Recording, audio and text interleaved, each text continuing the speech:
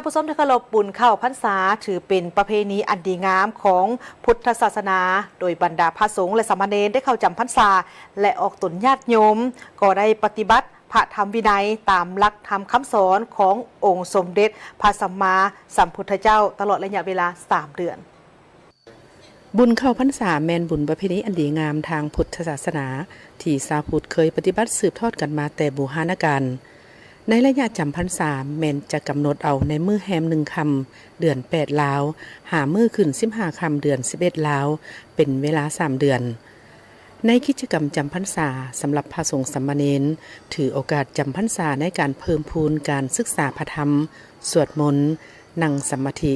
รักษาภาวะวินัยอย่างเคร่งครัดเพื่อฝึกฝนตนเอง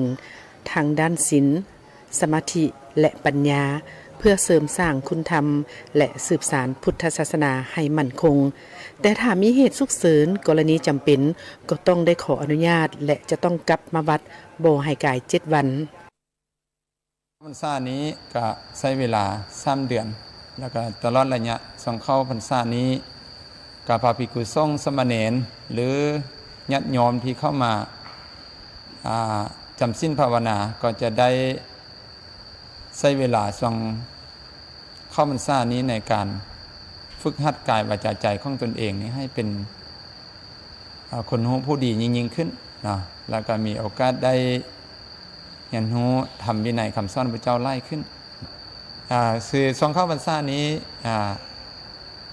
โดยรวมแล้วก็คือให้จำพรรษาอยู่ในอาวัตใดอาวัตหนึ่งเนาะที่เฮาอธิษฐานเข้าพรรษาวัดตลอดระยะ3 เดือนเฮาจะบ่ไปค้างคืนที่อื่นนะบ่ไปที่อื่นโดยบ่มีเหตุอันจำเป็นแต่ก็มีข้อยกเว้นว่ามีเหตุอันจำเป็นอย่างเช่นว่าพ่อแม่เจ็บเป็นกรณีนี้ก็สามารถไปได้แต่ว่าคือบ่ให้ไปเกิน7 คืนคืนนี้6ให้กลับเข้ามาถึงวัดคือแล้วก็มีกรณีอื่นๆนี่ยกเป็นตัวอย่างว่าซั่นซะเนาะพ่อแม่เจ็บเป็นพระภิกษุสงฆ์ป่วยเนาะก็ไปเยี่ยมยามเนาะแล้วก็พระภิกษุสงฆ์จะลาสิกขาเนาะเพิ่นก็จะมีการให้ไปบอกไปบางด้วยเนาะว่าเป็นอย่างจริงต้องจะสิกขาลาสิกขากลางพรรษาดังนี้เป็นต้นนะพร้อมนั้นยังเป็นโอกาสที่ดีงามที่พุทธศาสนิกชนได้พร้อมกันนำเอาวัตถุปัจจัยทานเข้ามาตามวัดวาอารามต่างๆเพื่อถวายเทียนพรรษาถวายผ้าอาบน้ำฝนในพระสงฆ์สามเณรพร้อมทั้งรักษาศีลและฟังธรรมะเพื่อสะสมบุญกุศลและหลักธรรมไปปรับใช้ในชีวิตประจำวัน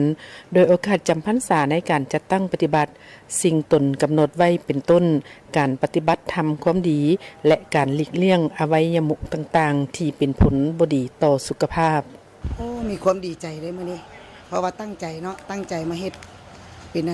ศาสนาพุทธเฮาเนาะมื้อนี้เป็นมื้อเข้าพรรษาก็สิมีเทียนพรรษามี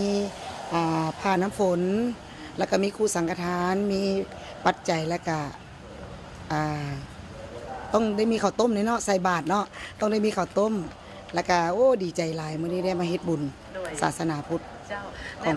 ก็ต้องได้ว่าคันมาในใจเนาะในใจลึกๆก็มีแต่ว่าทำความดีต่อไปให้ได้หลายขึ้นกว่าเก่าให้ทำได้ก็ดีที่สุดละเนาะให้เฮ็ดได้ก็ดีที่สุดเป็นเทียนเข้าพรรษาอย่างห้องให้ทุกคนมาเฮ็ดบุญนำกันกิจกรรมออกตนญาติโยมปฏิบัติในระยะจำพรรษาบ่เพียงแต่เป็นการรักษาขนบธรรมเนียมประเพณีอันดีงามของชาวพุทธเท่านั้นหากยังมีส่วนร่วมสำคัญในการปลูกฝังคุณค่าทางด้านจิตใจส่งเสริมความสามัคคี